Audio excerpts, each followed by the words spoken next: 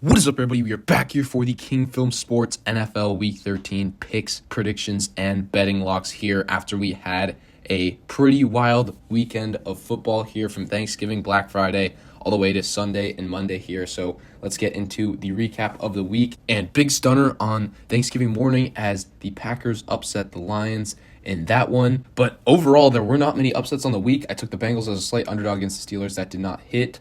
And then I also had the Cardinals slight upset over the Rams, did not hit. The Bills, I had the upset over the Eagles. They did not win outright, but they covered the free betting lock of the week. Reminder that is 9-3 on the season, so you've got to be tailing us there. Then I had the Chargers winning as an underdog against the Ravens, and then the Vikings did not win as a favorite against the Bears on Monday night. So without further ado, let's get into the betting locks. And full disclosure here, this was a very rough week for us here. So on Thanksgiving, we had the Packers plus 7.5. They actually went outright, dominate the Lions in Detroit there.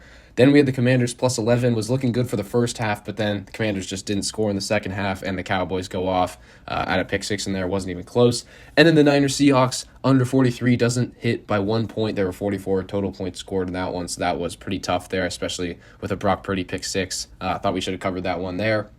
Then we get to the Black Friday plays. We had the Jets plus 7.5 and Jets Dolphins under 40.5. Jets plus 7.5 really had no chance after the Hail Mary at the end of the first half. Tim Boyle just was not good enough as the Jets quarterback in that one, and the under 40.5 was looking good until a late touchdown by the Dolphins there with a couple minutes to play. So that was pretty unfortunate there. Now we get into the Sunday locks here, where we had the Giants plus 3.5 against the Patriots. That one hit as they won outright at home there. No idea why they were underdogs, as New England might be the worst team in the league. Then we had the Bucks plus 3 against the Colts. This one was pretty tough. Looked like these teams were pretty even all day, but the Colts just had more offense in that one, and Gardner Minshew was able to outduel Baker Mayfield. Then we had the Bengals plus 2.5. This one looked good. I think they were up 7-3 in this matchup, but then the Steelers really dominated that second half in that one and won 16-10, so pretty unfortunate there for us. Then we had the Panthers-Titans under 37. This one was easy as the Titans only scored 10 points and fire their head coach Frank Reich after that one. Then we had the Steelers-Bengals under 35, hit easily, just two rough offenses there. Even though the Steelers did put up a good yardage total, we're not able to convert it into many points. Then Falcons-Saints under 42.5. This one looked like it might go over, but there were some clutch field goals in the second half, and only 39 total points were scored there as the Falcons get a big win in the NFC South. Then we had the Bucks-Colts under 43, 47 total points scored in that one, just a little too much offense. Then we had the Browns-Broncos under 36.5. Looked like this one might nestle under the total there. Browns were having some offensive struggles all day. DTR and PJ Walker seemed to get banged up in that one, but the Broncos offense proved to be too much. They scored 27 total points there, and the over hits, 39 total points were scored. Then Cardinals plus 3. Thought this would be a close game in the division at home. They already lost to the Rams. Kyler Murray coming back. No, this Cardinals defense got shredded by Matt Stafford and the Rams, and Kyler Murray just was not good enough on offense there. The Rams went in a rout. Then a very frustrating one for us, Raiders plus 10. This team was up 14-0 in the first half. Aiden O'Connell was dealing. Daniel Carlson also missed a kick, so it should have been 17-0, and that was a pretty short kick as well. But then the Chiefs come storming back. They scored on 3 straight possessions, and they end up winning 31-17, so our betting lock does not hit there. Unfortunately, that one was very tough for us. Then the Bills plus 3.5 look like they should win this one outright. We're up 24-14, but in typical fashion, the Eagles come from behind in this one, hit a 59-yard field goal at the buzzer to get it into overtime, and then win it there with the Jalen Hurts rushing touchdown. Then on Sunday Night Football, Chargers plus 4. I'm not saying they should have won this game outright, although they had plenty of chances, and that offense just was not good enough, but had it at 13-10. Justin Tucker misses a field goal, which is essentially a miracle for us, and the Chargers have a chance to potentially tie it or win it. But instead, they turn it over on downs, and then Zay Flowers runs it into the end zone from 40 yards out. He could have just knelt it down to run out the clock. That would have been the smarter call, but either way, our bet ends up losing there in heinous fashion. And then on Monday Night Football, we had the Bears plus 3.5, who win outright in a very ugly game for the Vikings. So overall, on the week, we were minus 5.1 units in the betting locks. As you can see, that is by far our worst week here, and we hope to get back in the green this week here because we are due for some regression. And then game picks, 121 and 59, still hitting at 67% there. So now let's get to the week 13 picks, and we have a great Thursday night football game. In this one, Seahawks at the Cowboys here. Cowboys are red hot, and the Seahawks are going in a different direction right now after that blowout loss on their home turf against the Niners. In this one, I think you'll see a lot of fight out of this Seattle team. They're 6-5 right now. They've got to face the Cowboys and Niners in road tests in the next 2 weeks, and then I think they have the Eagles at home after that, so wins are going to be tough to come by. The Cowboys have played great at home all season. I think they're undefeated there, and their margin of victory is great this season in those games, but Seattle, Geno Smith, he's going to have to show us something here, and I think that they will keep it very close. Cowboys aren't great in close games, so if the Seattle Seahawks have a chance to win it at the end, I like their chances, but overall, give me the Cowboys to win this one narrowly there. Then we get to the Sunday action, Chargers at Patriots, and if the Chargers want to salvage anything about their playoff hopes, they need to win this one. Patriots are an abject disaster. They are done. They are tanking, so give me the Chargers to win easily there, although it is in New England, cross country for the Chargers. 10 a.m. body clock kick will be tough for them there. Then we get to the Lions at the Saints. This one should be a great matchup. Two desperate teams. Lions haven't played great as of late, but still have an 8-3 record. Saints at 5-6. They need this one. In the Superdome, I have them getting it done there. I think it's going to be a very ugly, grimy game, but Jared Goff has just not looked good enough for me to pick them here against this talented Saints defense. And as long as the Saints offense is competent here, doesn't turn the ball over too much, I expect New Orleans to win in an upset in that one.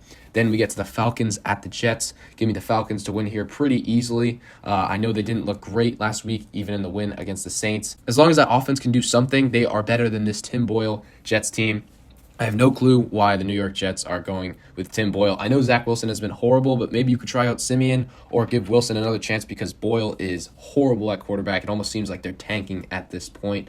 So give me the Falcons to win easily there. Then we've got the Steelers hosting the Cardinals. New look Steelers offense without Matt Canada as the offensive coordinator here. Put up 400 total yards. Kenny Pickett was actually dealing against that Bengals defense, and this Arizona defense is one of the worst in the league here. I think that Kyler Murray will have to do some special things to keep up with them in this one, and I just do not think that him and this Cardinals offense is capable of that. So give me the Steelers to win at home there.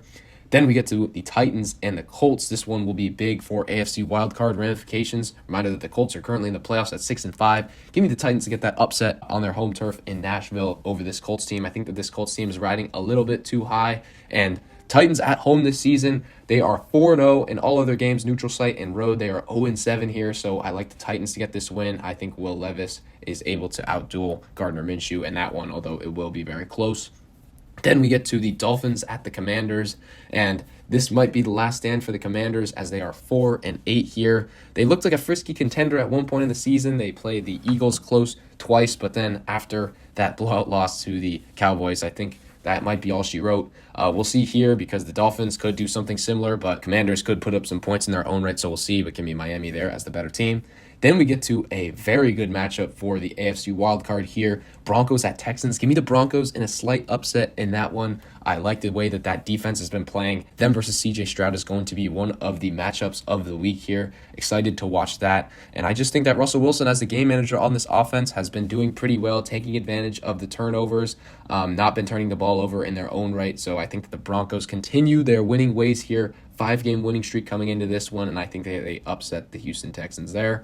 Then we get to an NFC South matchup. Bucks hosting the Panthers here, and I'm going to take the Bucks slightly, although I do not underrate the firing of the head coach effect. Playing for that interim head coach the first week, the team will be fired up in spite of their 1-10 record, so I will not discount the Panthers coming out fired up and winning this game, but as of right now, I have to pick the Bucks to win this one at home there. Then we get to the Rams hosting the Browns. This one should be a very entertaining game. Matt Stafford against this Browns defense, who will come out on top. But really, who will start for this Browns team? It's the big question here. They signed Joe Flacco, DTR, as I mentioned, banged up. PJ Walker also got injured in that one. So we will see. I have to pick the Rams here at home, but you just can never count out this Browns team with their defense. I mean, they get a couple of huge turnovers in this game that could tilt the scales. So give me the Rams here, but don't really know. It could be very close. Then we have our lock of the week, game of the week, and potentially of the year here. We have the 8-3 Niners looking like probably the best team in the league against the Eagles, who have the best record in the league at 10-1 here. And the lock is the Niners minus 2.5.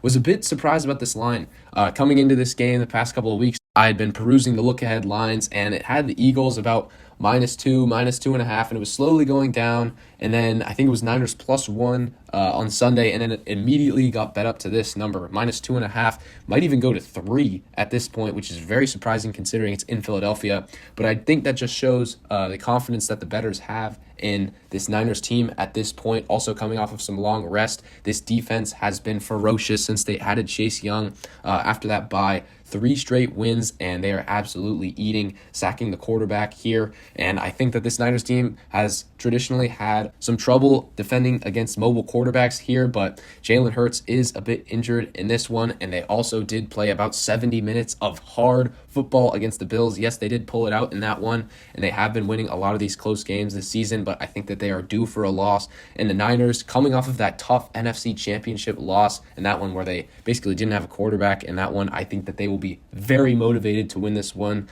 in Philadelphia here. Tough crowd, but give me the Niners to win. I just think that Purdy offense will be able to outduel Jalen Hurts, because I think this Eagles secondary is a bit fraudulent there, and I think that will be exposed on the back end there as long as the Niners can block the Eagles up front, which I think that they can do. So give me the Niners to win outright there. Let me know in the comments what you think about that lock. Then we get to the Sunday night football matchup, Chiefs at the Packers. In this one, I'm taking the Chiefs, although the Packers have been playing very well as of late. Jordan Love has been making some big clutch throws in these games, so would not shock me at all if the Packers won this one, especially since the Chiefs have been up and down this season. Yes, they did look great in the second half against the Raiders, but they were the far superior team in that one. You really expected them to win. In Lambeau on a Sunday night in December, this one will be tough, but give me the Chiefs to win and Mahomes to get the victory there. Then we get the Monday night matchup. This one looked great on paper going into the year with Joe Burrow slated to start, but now it's going to be Jake Browning for this Bengals team, so give me the Jaguars to win at home there.